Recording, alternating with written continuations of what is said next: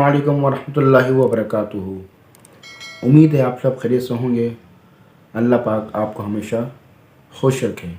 आप देख रहे हैं मेरा YouTube channel Daniyal medicine knowledge, short form DMK। आज मैं आपके लिए सस्पेंशन लेकर आया हूँ।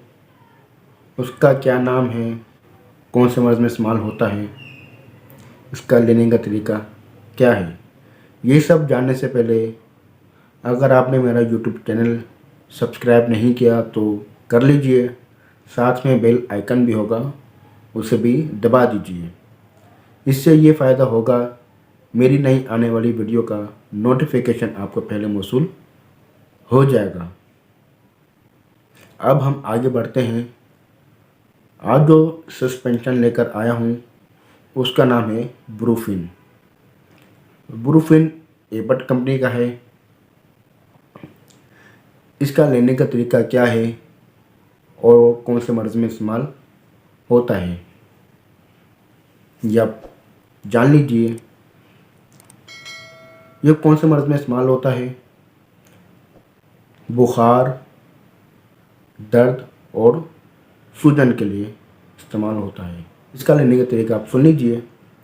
1 महीने से लेकर 1 साल के जो बच्चे हैं उनके लिए दिन में 3 दफ़ा या फिर 2 दफ़ा चाय की आधी चम्मच, 1 साल से लेकर 2 साल तक 1 चाय की चम्मच दिन में 3 से 4 मरतबा,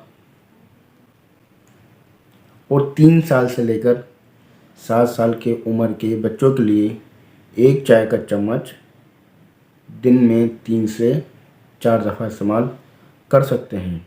आपने ये सुन लिया कि इसके इस्तेमाल करने का तरीका क्या है। याद रखिए, आप डॉक्टर के पास जाते हैं, जैसे कि जाते हैं और सूजन वगैरह के लिए अब ये डॉक्टर आपको टैबलेट लिख के दे देता है, जैसे कि सूजन के लिए। पर ये टैबलेट बच्चों के लिए नहीं आती। उसी टैबलेट का डॉक्टर सस्पेंशन लिख के दे देते हैं, जैसे कि डेंजन टैबलेट। इसकी सिर्फ टैबलेट आती है, इसका सस्पेंशन नहीं आता। आप परेशान ना हो। अगर डेंजन डॉक्टर ने गलती से लिख दिया तो कोई बात नहीं, आप उसकी जगह ब्रूफिन सिरप इस्तेमाल कर सकते हैं। शायद ये नोट फरमा लें, सस्पेंशन देने से पहले बोतल को अच्छी तरह हिला लीजिए और इसकी एक्सपायरी डेट भी देख लीजिए।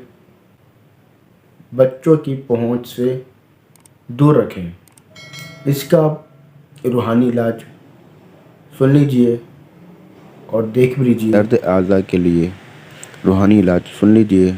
हर नमाज के बाद 7 बार ये आयत करीमा पढ़ें। बिस्मिल्लाहिर्रहमानिर्रहीम।